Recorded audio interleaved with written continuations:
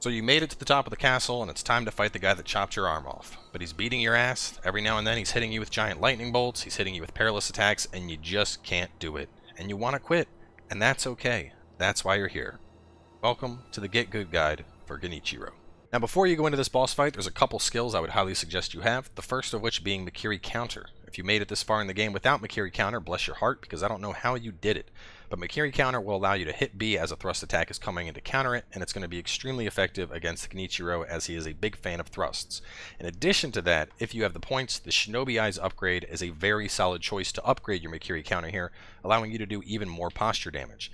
Outside of that, we're going to want some passives over in the Ashina Arts tree.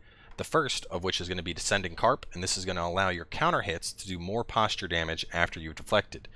Moving on from there, Ascending Carve, which is just going to allow more posture damage overall anytime you get a deflect.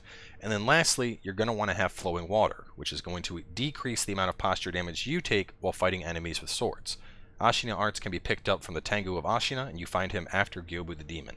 So the first thing I want to talk about mechanically in this fight is getting off heals. Anytime you heal at range, Genichiro will fire a rather strong arrow at you. However, immediately after healing, if you dodge to either the left or the right, you will always avoid it.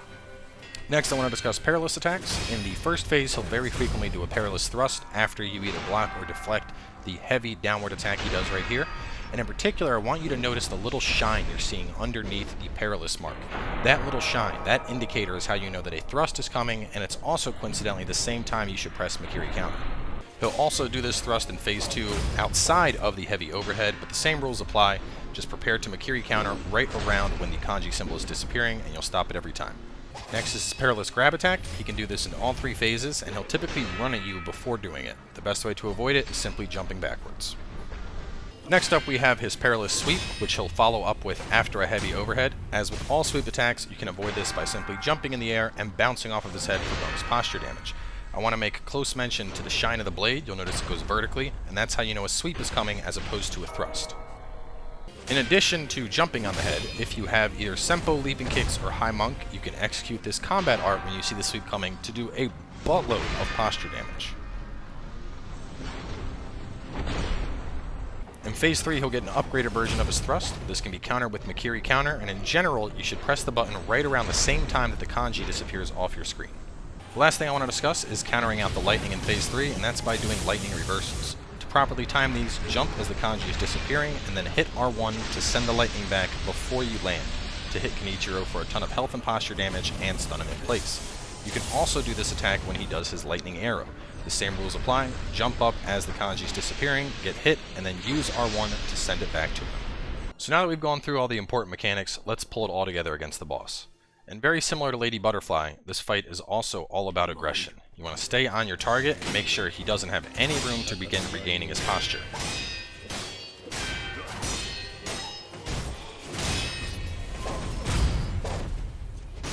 Notice I kind of have a similar tempo to how I did with Butterfly. You can block the arrows, or alternatively, I like to spam L1 to multi-deflect.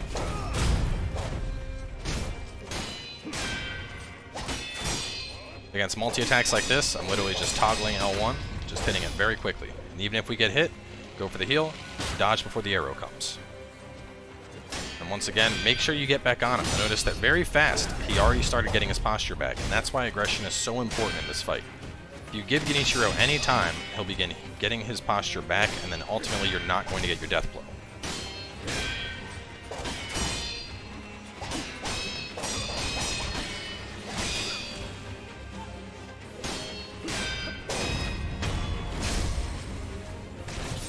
Very much like Butterfly, keeping up that cadence of attacking, and then anytime the enemy gets a perfect deflect, being ready to deflect yourself. Phase 1 in general, he's going to favor his thrust. In Phase 2, he tends to favor the sweep a lot more. They are not 100% exclusive, however this is, as I mentioned, a favoring case.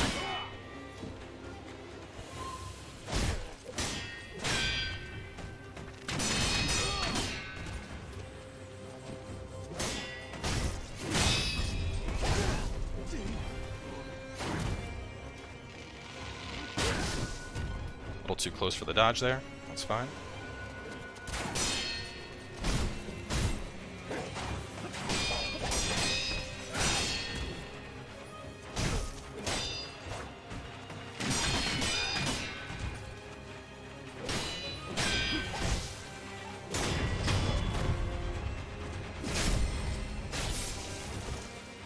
Phase 3 is always going to begin with him doing that giant thrust, so just be ready to Makiri counter it.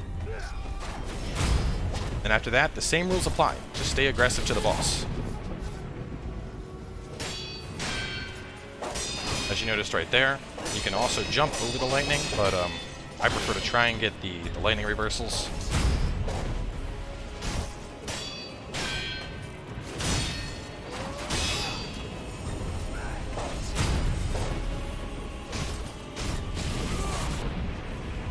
A little too early for my reversal.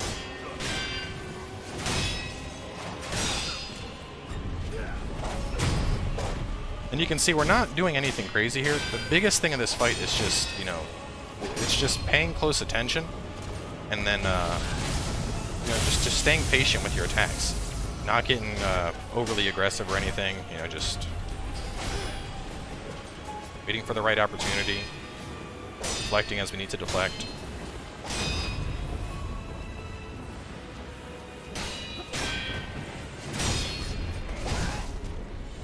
If you get hit, the same rules will apply. You may pull out his bow to try and shoot, but in general, just space yourself and you'll be fine.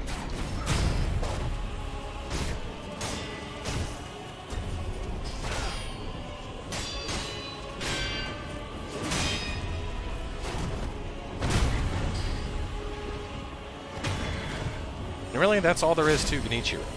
So I know a lot of people have trouble with this boss, but as I mentioned, the biggest thing here is going to be patience. You don't just want to spam R1. Very similar to Lady Butterfly, you want to attack, but more importantly, make sure you have the opportunity to deflect when you need to. As long as you guys follow these tips, I'm sure you'll take them down yourselves, and you'll also be in the Get Good Club.